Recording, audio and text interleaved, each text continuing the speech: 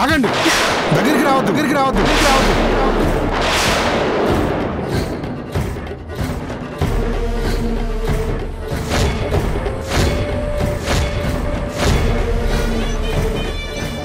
తెలివితేటలు నీకే కాదురా, మాకు కూడా ఉంటాయి.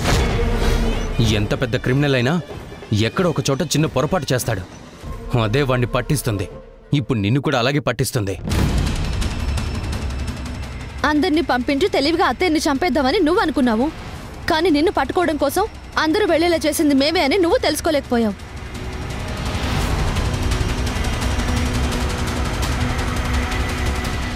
అదేంటి, భానమ్మ మనతో సగం దూరం వచ్చారు కదా, మరి ఇక్కడికి రాకపోవడం ఏంటి? పార్దు కూడా వచ్చాడుగా, తను కూడా కనపడలేదంటే వాళ్ళిద్దరూ ఇంటికి వెళ్ళుంటారా? ఓ మై గాడ్, ఊర్మిళ గారు గెస్ట్ హౌస్లోనే ఉన్నారు. క్రిమినల్ ఇక్కడ లేడు అంటే వాడు కూడా గెస్ట్ హౌస్కే వెళ్ళాడేమో. ఇంకా ఆలోచిస్తారేంటి? పదండి పదండి.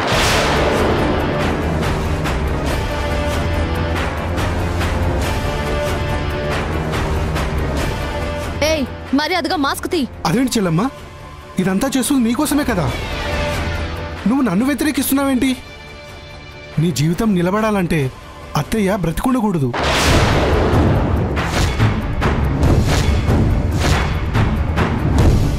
నువ్వు నిజంగానే అన్నయ్యవైతే నువ్వు ఈ పని చేస్తే చెల్లెల జీవితం ఎలా నిలబడుతుందనుకున్నావు? నువ్వెవరి కోసం ఇదంతా చేస్తున్నావో మాకు అర్థమైంది.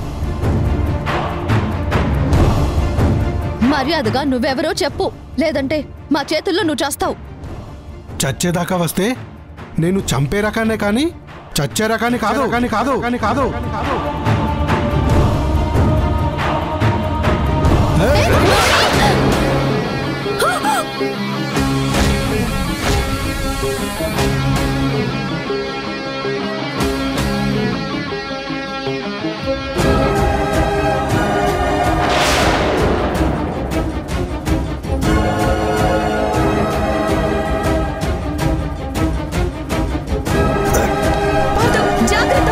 చేతులు కట్టుంది.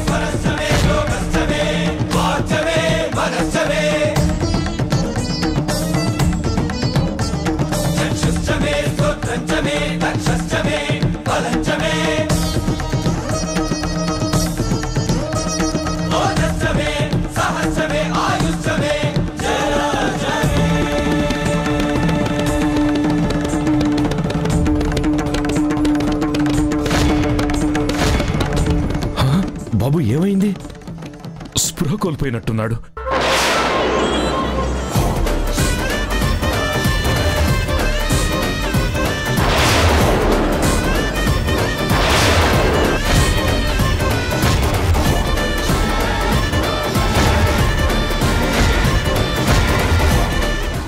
వరుణ్,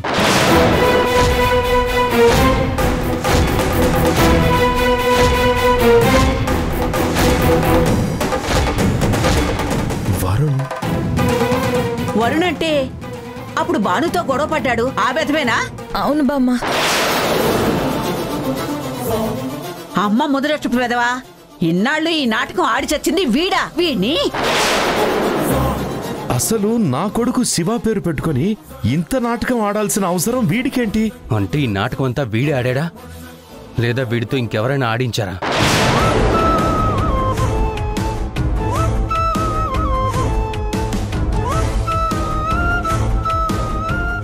అన్నిటికీ సమాధానం వాడే చెప్తాడు బావా.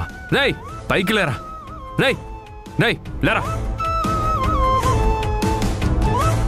రేయ్ రేయ్ లేరా, లెగో. హేయ్ లెగరా.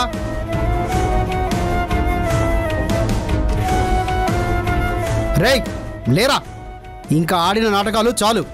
నీ భాగవతం అంతా బయటపడింది. మర్యాదగా లేగో.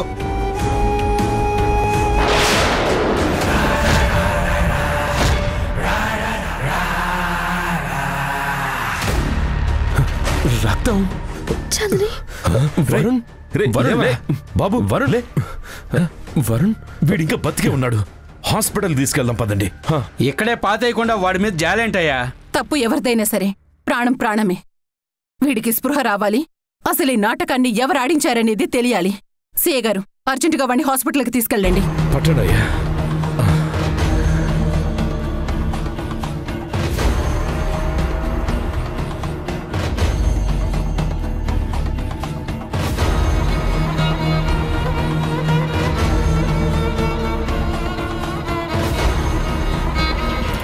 భాను ఐడియాతోనే మేమిద్దరం కలిసి వరుణ్ గండి పట్టుకుని అత్తయ్యని కాపాడుకోగలిగాం.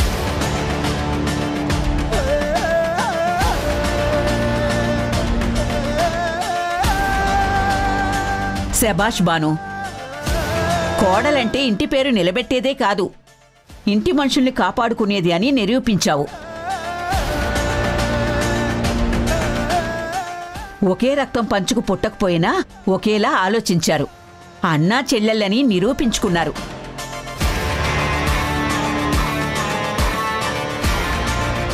చూసావా ఊర్మిళ, ఇన్ని రోజులు బానుని అనుమానించావు. ఈరోజు ఆ బానుయే నిన్ను కాపాడింది. ఇప్పటికైనా దెయ్యానికి దేవతకి ఉన్న తేడా తెలుసుకోవే.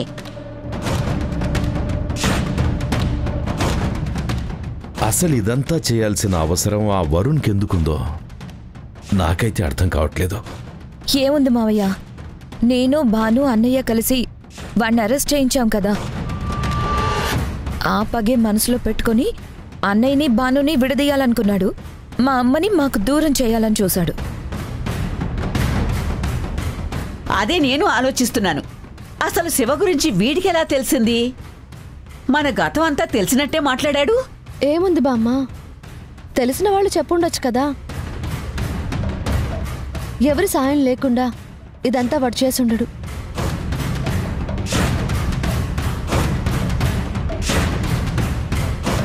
వాడు స్పృహలోకి వస్తే అసలు నిజాలు బయటకు తెలుస్తాయి. కొందరి నిజస్వరూపాలు బయటపడతాయి.